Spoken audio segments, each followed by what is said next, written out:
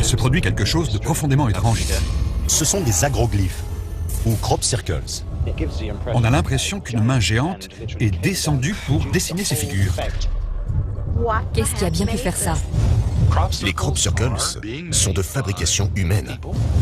Ce n'est pas noir ou blanc, ce qui est frustrant. Ce phénomène n'entre dans aucune case. Ça reste une énigme.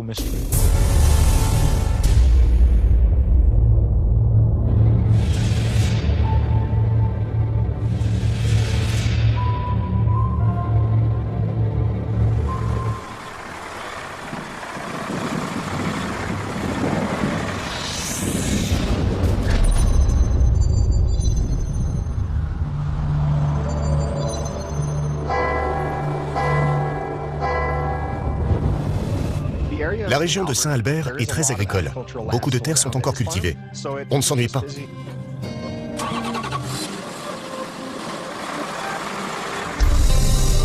Terry Doulaba travaille pour un fabricant d'engrais.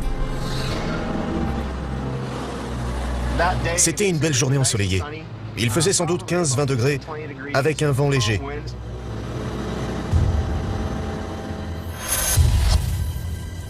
Je suis arrivé sur une zone où une partie des céréales était couchée.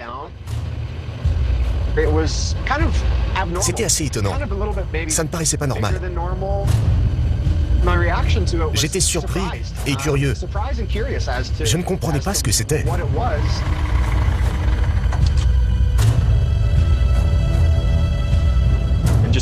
J'ai observé l'endroit du champ qui avait été écrasé.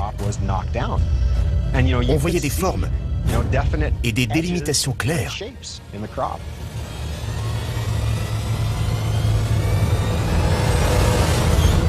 J'en revenais pas. C'était un crop circle. Je n'oublierai jamais ce moment. Un employé de la société m'a téléphoné. Il avait terminé le travail et était tombé sur un cercle.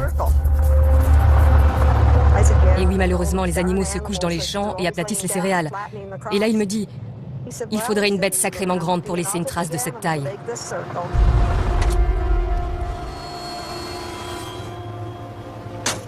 J'étais pas très à l'aise en marchant dessus. C'est ici que tout a commencé. C'était juste là. Je n'en croyais pas mes yeux. Je suis restée sans voix. Jamais je n'aurais cru un jour voir une chose pareille. Il y avait un grand cercle. Deux autres qu'on appelle satellites, de chaque côté. Et à chaque bout, il y avait deux autres cercles, plus petits, collés au principal. Le dessin mesure 58 mètres de long et 18 mètres de large. Je n'aurais jamais imaginé qu'on aurait un cercle de culture en plein milieu d'un de nos champs. Ça n'arrive qu'aux autres. Mais voilà, on a eu notre cercle. On a inspecté les lieux à la recherche d'indices sur ce qui avait pu faire ça. Il n'y avait rien. Le seul élément visible, c'était les sillons des pulvérisateurs. On n'a pas trouvé l'explication de ces figures. Sur plus d'une centaine de cas recensés chaque année dans le monde, la grande majorité apparaît dans un périmètre limité en Grande-Bretagne.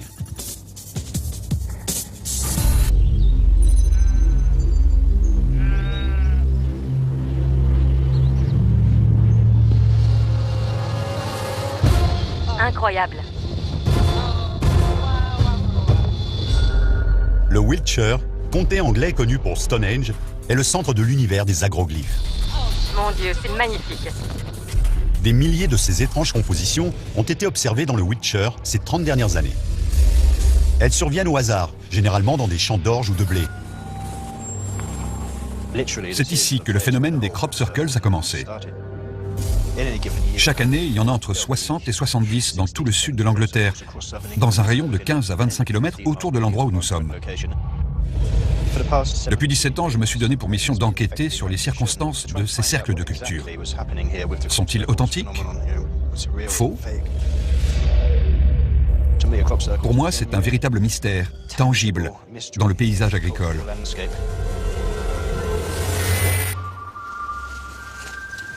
Cette formation vient d'être découverte il y a tout juste 2 heures. On est quasiment les premiers sur les lieux. C'est un champ d'orge encore vert. C'est un cas assez impressionnant au premier coup d'œil. On va regarder ça de plus près.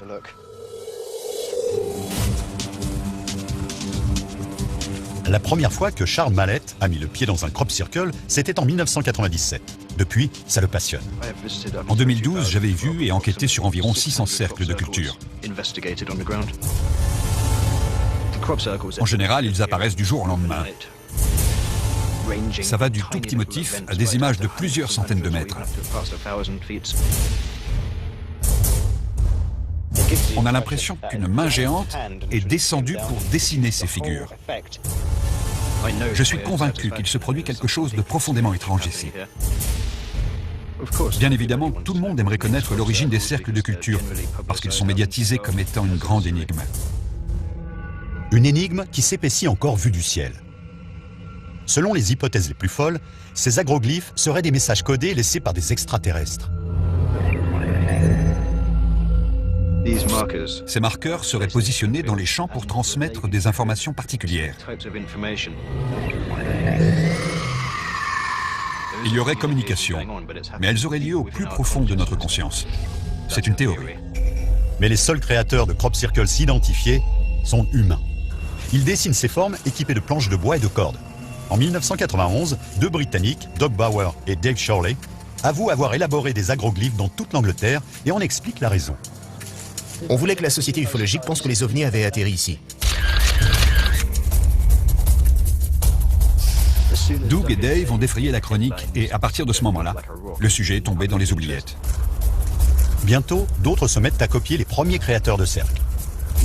Près des 2/3 des chercheurs sont rentrés chez eux et ont entrepris d'autres choses. Ils avaient enfin une réponse. Ils n'ont pas cherché plus loin. Les crop circles sont de fabrication humaine. Un point, c'est tout. Joe Nickell affirme être le seul enquêteur professionnel au monde spécialisé en mystère. On m'a surnommé le Sherlock Holmes des temps modernes. J'ai fait toutes sortes d'enquêtes, sur des cas de meurtre comme d'énigmes politiques ou littéraires. Nickell s'est intéressé à l'étude des agroglyphes à partir du début des années 90. Quand on met tous les indices bout à bout, qu'on prend en compte le nombre grandissant rapporté par les médias, la complexité croissante, la distribution géographique, particulière au sud de l'Angleterre, tous ces éléments font penser que ce sont des canulars.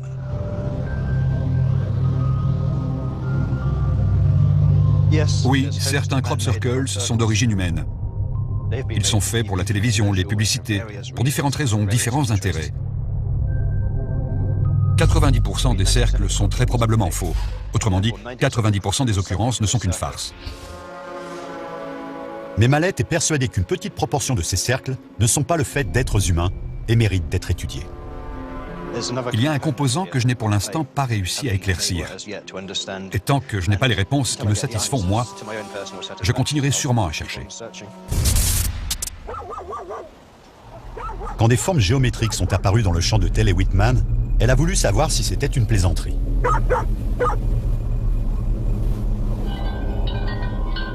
Qu'est-ce qui a bien pu faire ça?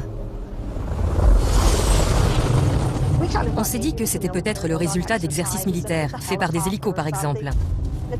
L'armée américaine a une base au nord-est des lieux où c'est arrivé. Ils ont répondu par la négative. Il n'y avait pas eu d'essai ou d'expérience à ce moment-là, à cet endroit. C'était très frustrant. Personne ne pouvait nous répondre. Puis, Telley a été contacté par un groupe amateur d'agroglyphes qui souhaitait venir voir l'étrange composition. Au moins, quelqu'un nous écoutait et était aussi curieux que nous.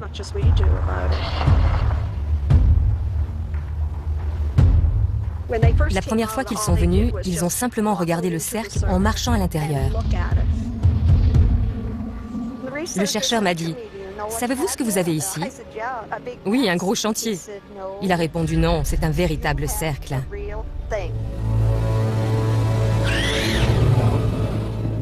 Quand j'ai demandé des explications, il s'est baissé et m'a montré la façon dont les céréales étaient recourbées.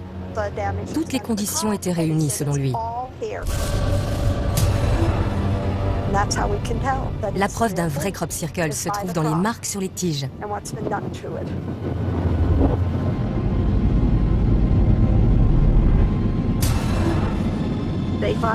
Pour eux, ça avait été provoqué par une énergie dont ils ne connaissaient pas tout à fait la nature. Ils ont fait plusieurs tests. Ils ont demandé à prendre des échantillons pour les envoyer dans un laboratoire.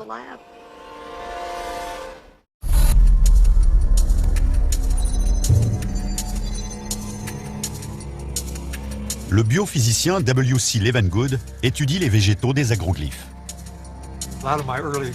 Mes premières recherches en biophysique portaient sur les graines et les facteurs qui affectent la germination. Levengood entend parler des cercles de culture pour la première fois au début des années 90. J'étais curieux de savoir s'il y avait des changements à l'intérieur même de la plante. Je me suis dit qu'il fallait se pencher sur le sujet. Levengood commence alors une collection d'échantillons de céréales issus des cercles. J'ai analysé plus de 300 formations à travers le monde. L'étude de Levengood se concentre sur une question. Y a-t-il une différence entre les céréales à l'intérieur et à l'extérieur de ces mystérieuses compositions? Il commence par les nœuds le long de la tige. Ce sont comme des petites valves qui contrôlent la régulation de l'humidité sur toute la hauteur. Ces échantillons proviennent de Garnett au Kansas. Ce sont les témoins à 120 mètres des motifs. Ces brins sont droits, avec très peu de flexion sur les nœuds. Puis il passe aux céréales à l'intérieur du cercle. Voici des éléments à 7 mètres de la forme. On voit qu'elles sont plus pliées. Et quand on arrive au centre, les tiges sont vraiment fléchies, à un angle important ici.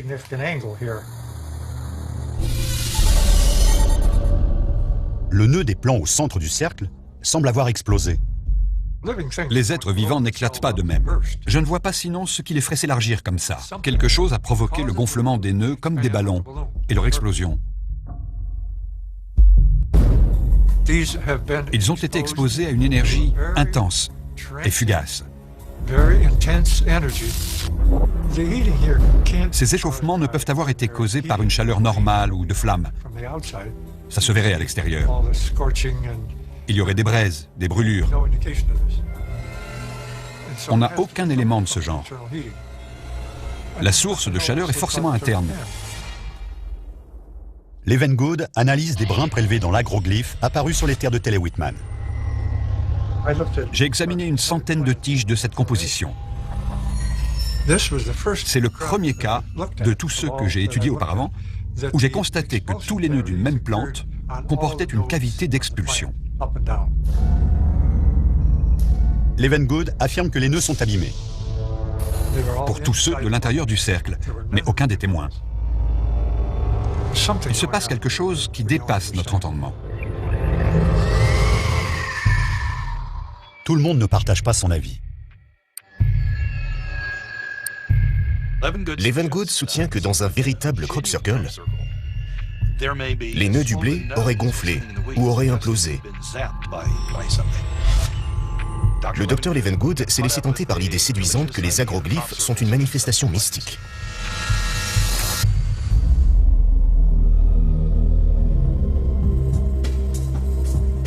Un article publié dans le Journal of Scientific Exploration remet en question les méthodes et les conclusions de Levengood. Son auteur ne trouve aucun fondement à l'hypothèse d'une chaleur inhabituelle et aucune preuve que les céréales n'ont pas été aplaties mécaniquement. D'autres sceptiques soulignent que tant qu'un agroglyphe de nature paranormale n'a pas été avéré, il est impossible de savoir à quoi ressemble un cercle soi-disant vrai. Les plants ont subi des altérations que je n'avais jamais vues auparavant. Je doute que ce soit très commun. Steve Van Nocker est maître de conférences dans le département d'horticulture de l'Université d'État du Michigan. Il a un doctorat en biologie cellulaire et moléculaire. J'ai lancé un défi à mes étudiants de premier cycle. Essayer de reproduire ces anomalies par tous les moyens qu'ils pouvaient imaginer, à grande échelle. Les étudiants ne partagent pas la théorie de Levengood sur l'échauffement des nœuds. Ils pensent que ces dégâts résultent du piétinement des céréales par des mystificateurs. On est en train de créer notre propre crop circle avec des planches et des cordes. Aujourd'hui, on est 4 et on va en faire de différentes formes. On a fait des recherches sur Internet qui nous ont donné des idées. Ça n'a pas l'air trop dur. Le tout, c'est de savoir comment plier le blé.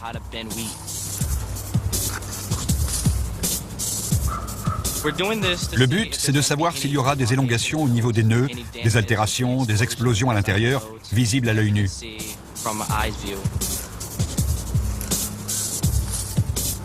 Après cette expérience, on rentrera à la fac et on aura tout de suite les résultats.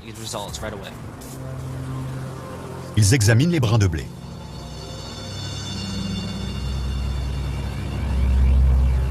Vous voyez quelque chose? Non, ça m'a l'air plutôt normal. Ils sont parfaits. Rien de notable. Pareil sur le côté.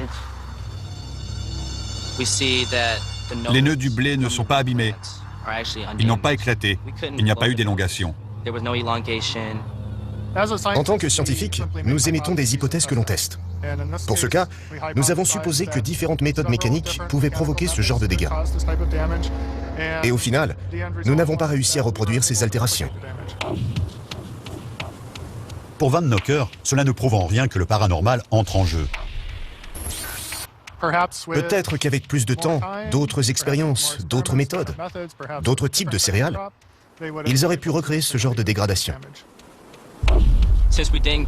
Comme on n'a pas obtenu l'effet recherché, on va retourner tenter d'autres expériences en laboratoire pour essayer de s'en rapprocher. Étudiante en biologie moléculaire, Rachel Thompson fait partie de l'équipe de Van Nocker.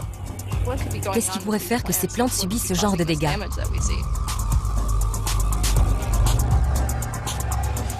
On a pensé à l'énergie. Or, quelle est l'énergie universelle qui nous entoure? Les ondes électromagnétiques. Elles sont accessibles à tous et tout le temps. Il suffit d'avoir un four micro-ondes. On a eu l'idée de cuire une tige de l'intérieur vers l'extérieur, comme dans un micro-ondes. L'eau qu'elle contient se transformerait instantanément en vapeur, ce qui ferait exploser le nœud.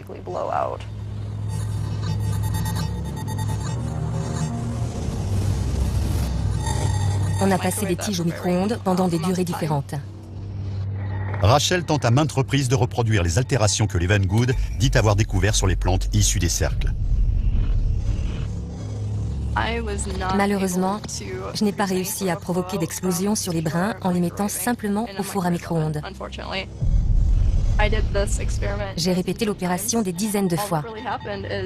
Tout ce qui s'est passé, c'est que l'eau de la tige s'est évaporée et elle s'est desséchée. Des céréales ou des conditions différentes auraient pu donner d'autres résultats. Ce serait sans doute plus facile de reproduire cet effet sur du maïs ou une culture qui nécessite beaucoup plus d'eau. On a encore beaucoup d'autres expériences à réaliser. Il y a toujours d'autres possibilités. Autant que je sache, personne n'a pu reconstituer les découvertes du Dr Levengood. Je ne suis pas scientifique, mais je dirais qu'il y a d'autres explications à ces nœuds gonflés.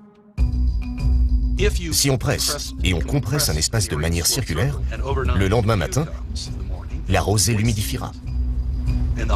Le soleil se lève et arrose le cercle de chaleur et génère de la vapeur à l'intérieur. Ça a peut-être une incidence. Mais il y a tout un tas d'autres possibilités. Je n'ai réalisé aucune de ces expériences. Quand ce genre d'information sera vérifié par des pairs et publié, puis reproduite par des scientifiques, on tiendra peut-être quelque chose. D'ici là, je n'y crois pas.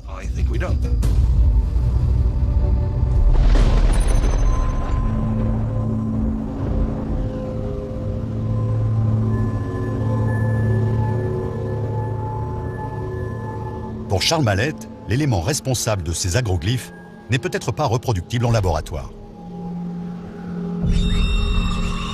Des observations d'OVNI ont été régulièrement rapportées en même temps que les apparitions de crop circles, et ce depuis des dizaines d'années et jusqu'à notre époque. Je me considère comme quelqu'un de rationnel, de raisonnable, qui cherche à vérifier les faits, les chiffres, les preuves. Mais ce que j'ai vu et observé, c'est quelque chose de bien plus étrange, que l'on ne peut pas mesurer. L'une de ces observations a eu lieu en 1999. Mallette se rend sur un haut lieu des cercles de culture dans le Wiltshire, Milk Hill. Milk Hill est connu dans le monde entier, principalement pour le cheval de craie qui orne le versant depuis plusieurs siècles.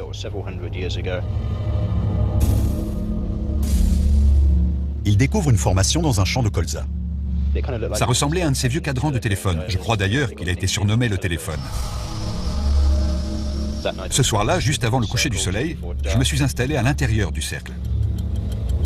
Tout à coup, vers minuit, quelque chose d'étrange, de fugace, se produit tout près de l'endroit où je me trouvais.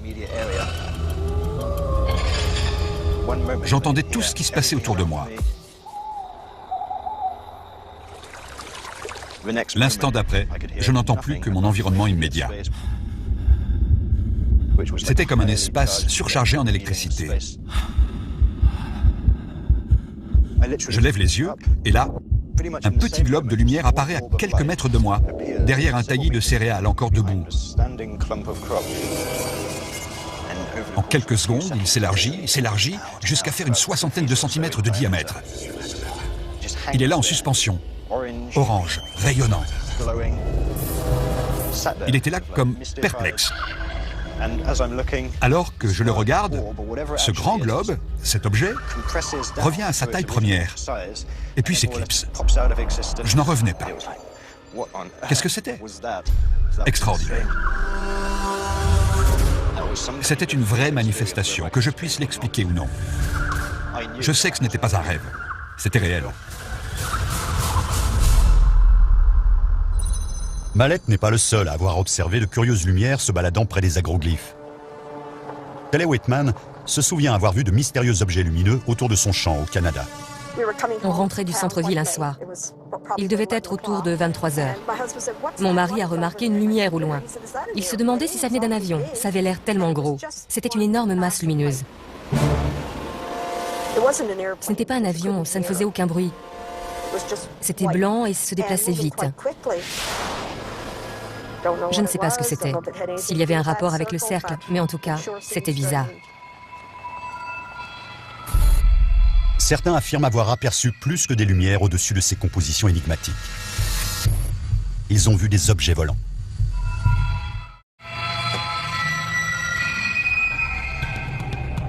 Steven Alexander est photographe spécialiste en agroglyphes. Il a filmé une célèbre formation sur ces lieux en 1990. On est au cœur de la campagne anglaise. C'est ici que ça se passe. C'est le point le plus haut du Wiltshire.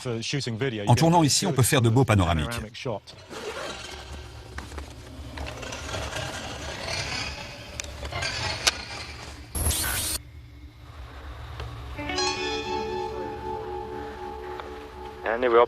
On revient à l'ancienne configuration.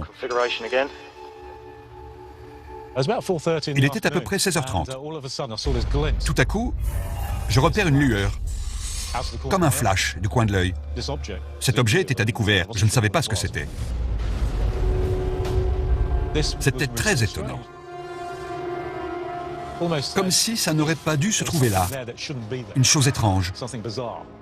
Je me suis demandé ce que ça pouvait bien être.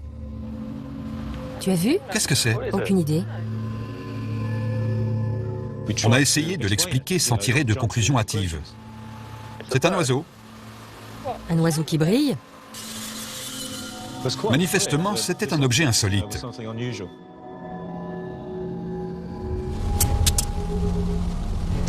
La caméra fonctionnait bien, et soudainement, l'écran est devenu vert. Je me suis dit que c'était peut-être un effet de cet objet.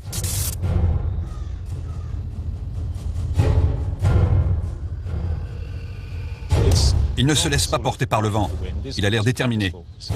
Il décide lui-même où il va.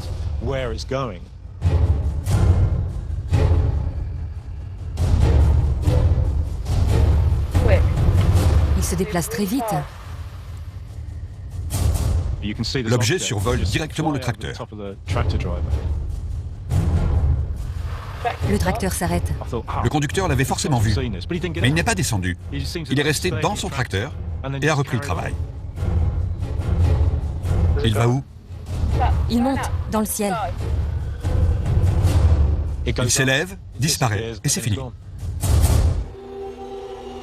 C'est la chose la plus déconcertante à laquelle j'ai assisté. J'ai pensé qu'il était important de montrer ce que j'avais vu et de diffuser la vidéo sur laquelle il y avait cette curieuse boule de lumière, cet ovni. Pour moi, il y avait certainement un lien avec les crop circles. Ça pouvait même en être la source. Pour ce qui est des ovnis, les sceptiques ont une explication plus plausible. On observe des ovnis partout et tout le temps. Des lumières indistinctes, des météores, des avions, des appareils secrets, des canulars. Un millier de choses dans le ciel passent pour des ovnis.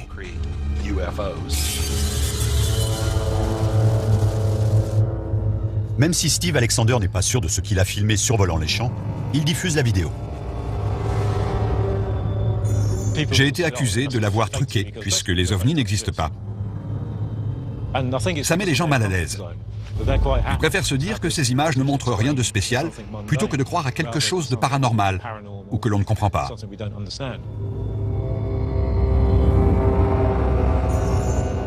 Je sais ce que j'ai vu. Je m'y tiens encore aujourd'hui. Il y a effectivement pléthore de vidéos de crop circles fabriquées.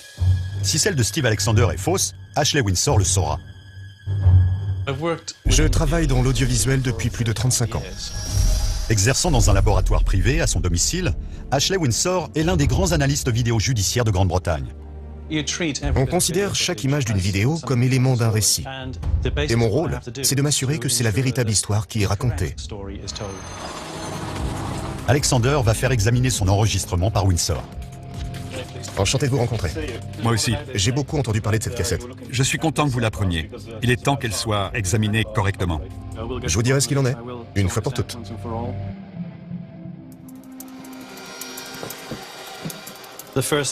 La première chose que l'on vérifie, c'est si la cassette a été ouverte et la bande est changée.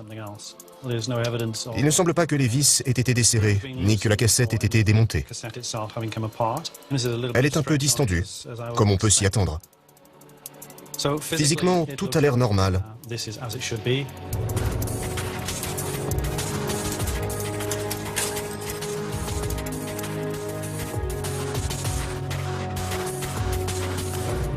Windsor effectue plusieurs tests sur la vidéo.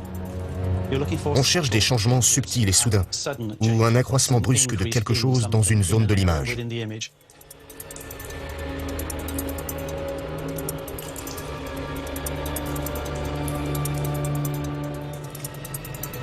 Au bout de 2 heures, il a des résultats. Je suis certain que c'est un enregistrement d'origine et que cet objet existe à l'intérieur de cette image. Il n'a pas été rajouté par la suite. Le tout maintenant est de savoir ce que c'est.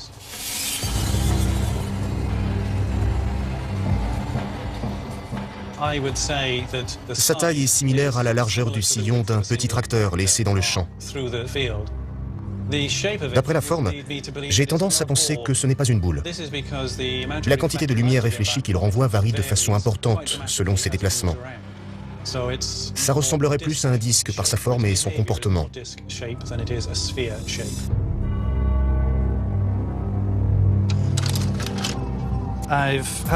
J'ai bien examiné votre vidéo et j'en ai tiré des conclusions que j'ai testées. C'est un original. Et l'enregistrement fidèle de ce que vous avez vu dans ce champ ce jour-là. Mais je ne sais pas ce que c'est. C'est un véritable objet volant non identifié. On ne peut pas distinguer ce que c'est sur cette vidéo.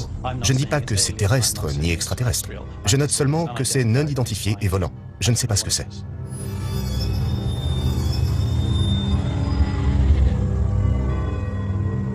Beaucoup ont vu ces images et pensent que c'est un oiseau ou un déchet qui flotte dans le vent.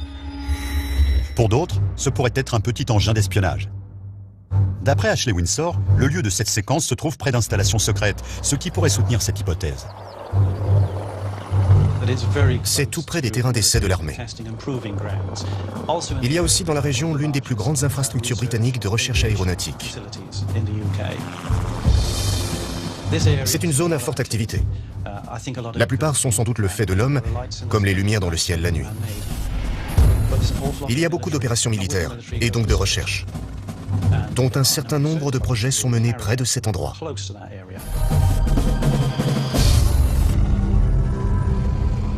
Des lumières et des coupures de courant inexpliquées. Pour les amateurs, ce sont des énigmes liées au phénomène des agroglyphes. L'image se déforme. La mise au point ne se fait pas bien. Regardez ça. Ça floute tout le temps. Ça n'avait jamais fait ça. Les caméras se dérèglent, les batteries se vident. Quelque chose perturbe les appareils électriques. Il se passe des choses qui ne sont pas totalement compréhensibles. Mon GPS déraille. L'écran se brouille. La pixelisation sur le pourtour est partie. On dirait que ça buguait. J'appuie, mais ça donne rien. La calibration s'est déréglée en sortant du motif. Elle avait déjà fait ça? Non.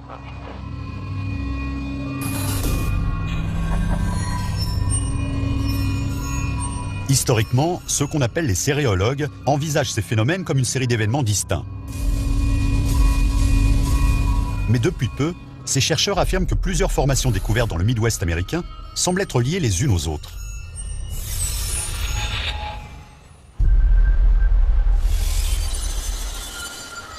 Ces liens sont apparus pour la première fois en 2003, à 112 km à l'est de Cincinnati, dans l'Ohio. On est à la porte des Appalaches. Je vis ici plus ou moins depuis toujours.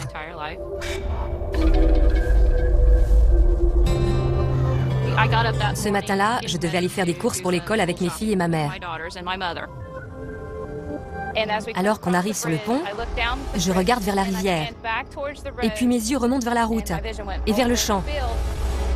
Et là, il y avait un crop circle. Je n'en avais jamais vu de ma vie. 5 jours plus tard, Delsey retourne voir la formation, accompagné cette fois de spécialistes des agroglyphes.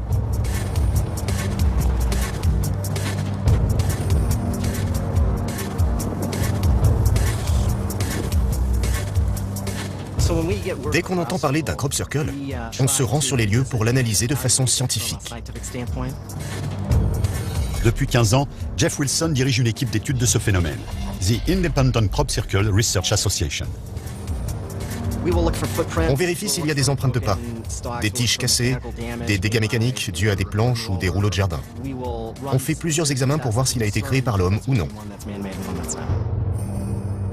Le premier test est une simple photo aérienne pour repérer des points d'entrée. 3 traces sont dessinées par l'équipe et l'agriculteur. Il faut expliquer ces passages. Il y a aussi les sillons des pulvérisateurs, des machines agricoles qui passent de long en large pour asperger les céréales. Ces voies permettent d'accéder au lieu, puis de repartir sans laisser d'indices. Dans le cas de ce crop circle, il y avait au centre un cercle auquel ne menait aucune trace. On a mesuré la distance entre lui et les points d'accès, 5,20 mètres. Jeff s'interroge. Comment peut-on parvenir à ce cercle sans laisser de traces? Le seul moyen d'accéder à ce motif, c'était de descendre par hélicoptère ou en parachute. Mais il fallait aussi avoir un équipement aérien pour en ressortir, parce qu'il n'y a aucune trace autour. Pour les critiques, les céréales de cette hauteur peuvent dissimuler des empreintes.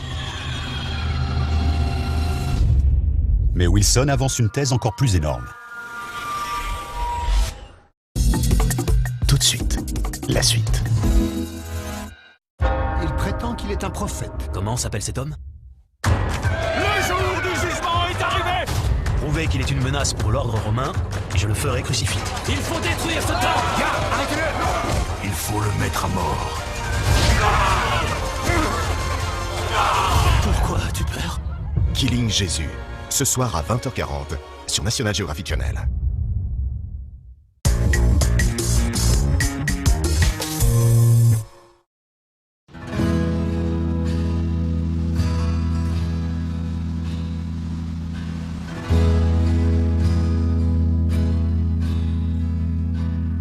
Help me decide whether to climb the hill or shoot for the moon. Découvrez la Corse en catamaran Catlante et réservez votre croisière dès maintenant sur catlante.com. Du pouvoir infini des vents, à l'énergie inexploitée du soleil et l'efficacité du gaz naturel, Sempra Energy a trouvé une manière plus intelligente de faire fonctionner le monde et a gagné la confiance de 31 millions de personnes pour mieux respecter l'environnement. L'énergie propre dont tout le monde rêve. Smart San Diego.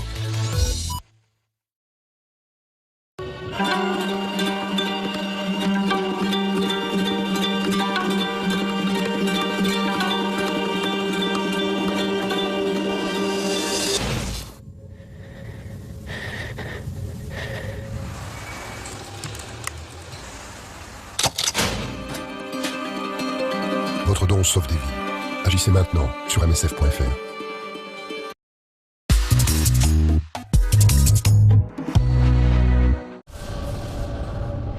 La composition de Locust Grove a participé à une percée incroyable dans notre compréhension de la nature des agroglyphes.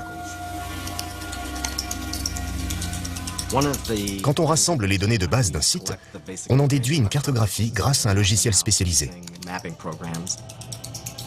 Wilson enregistre les données de la formation de Locust Grove et découvre un lien avec d'autres manifestations du phénomène.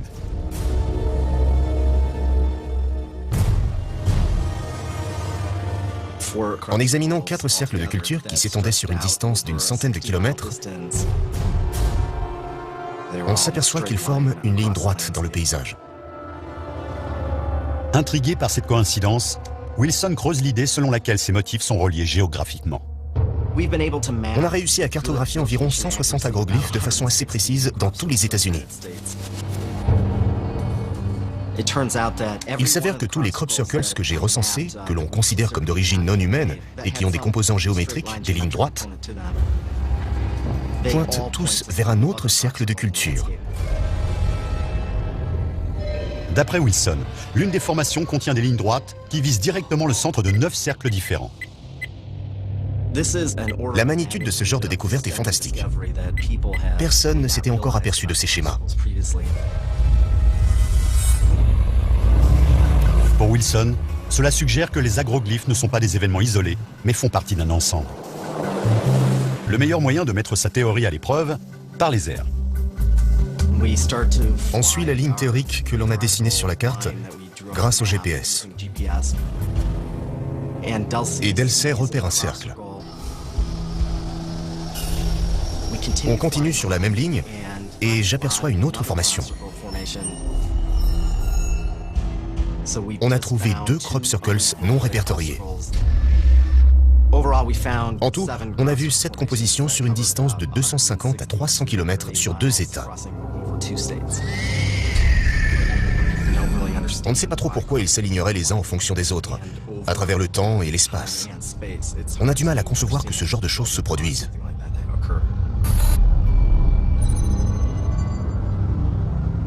Pour les sceptiques, même si certains agroglyphes sont alignés, cela ne prouve en rien que ce ne sont pas des créations humaines.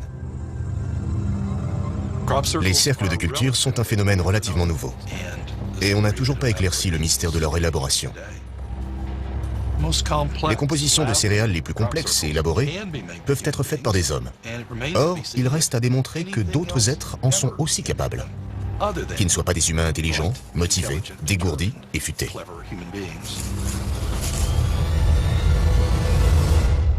Je peux comprendre que des gens n'acceptent pas la réalité de quelque chose comme ça.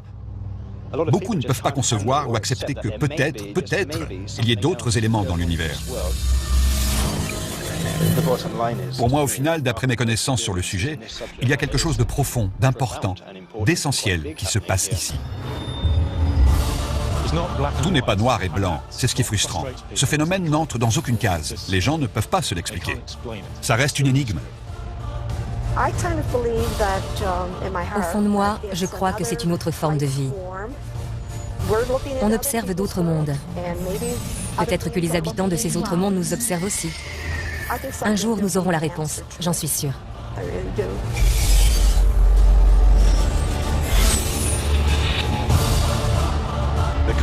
L'homme est une créature bornée.